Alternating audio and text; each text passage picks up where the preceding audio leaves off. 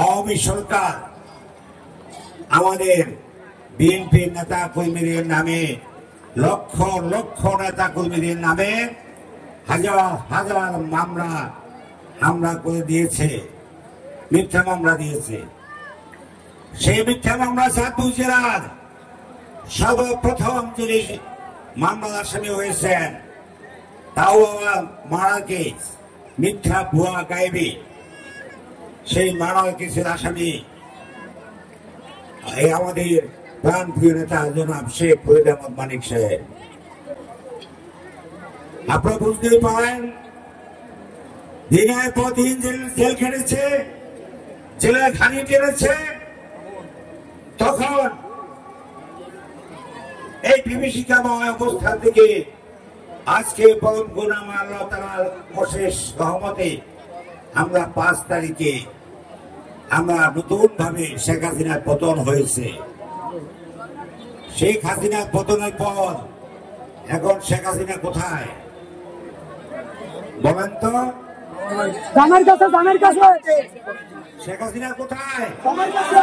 জামাই বাড়ি কোথায়? হিন্দুস্তান। কার কাছে? মোদির কাছে। মোদির কাছে। মোদির কি বউ আছে? হাসিনার কি জামাই আছে? অনেকে গান গায়, মোদির বউ নাই, হাসিনার জামাই নাই, মোদির বউ নাই, হাসিনার জামাই নাই। দুলাভাইয়ের কাছে আছে, শুধু হাসিনারই পায় না, কয়না বড়টা বিয়ে করলে ছোটগুলা শালি, ইনশাল্লাহ শালি বেঁচে দুগা। শেখ রেহানা আর আমাদের এখানে দীপুমণি, সোনামণি, লক্ষ্মীমণি কোথায়? নাই নাই। এই দীপুমণি কোথায়? তথাকথিত দীপুমণি অত্যাচার নির্যাতনের শিকার হয়ে 2018 সালে শেখ ফরিদ আহমদ মানিক সাহেব ধানের শীষ নিয়ে চাঁদপুর 3 আসন থেকে প্রার্থী হয়েছিলেন। জনগণের তরঙ্গ দেখে, ধানের শীষের ঢেউ দেখে দীপুমণি শেখ ফরিদ আহমদ মানিককে 15 দিন তার বাসায় অবরুদ্ধ করে রেখেছিল যেন রাস্তায় নামতে না পারে। বাসায় চাল দিনে ঢুকতে দেয় নাই, বাসায় বাজার ঢুকতে দেয় নাই, বাসায় পানি কার লাইন কেটে দিয়েছিল, বিদ্যুৎ লাইন কেটে দিয়ে অন্ধকার প্রকোষ্ঠে রেখেছিল। এইটা তো একটা জেল।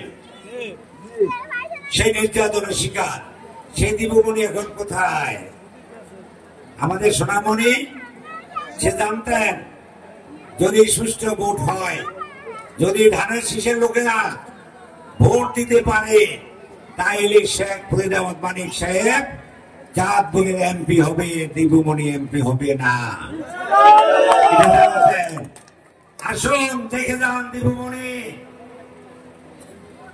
এই সর্বদেবী ইউনিয়নের লোকের সমাগম আর দেখার সুযোগ হবে না, আর কোনদিন দেখার সুযোগ হবে না। কারণ এই আওয়ামী লীগ, এই সন্ত্রাসী বাহিনীর রাজনীতি বাংলার মাটিতে মিশিয়ে দেওয়া হবে।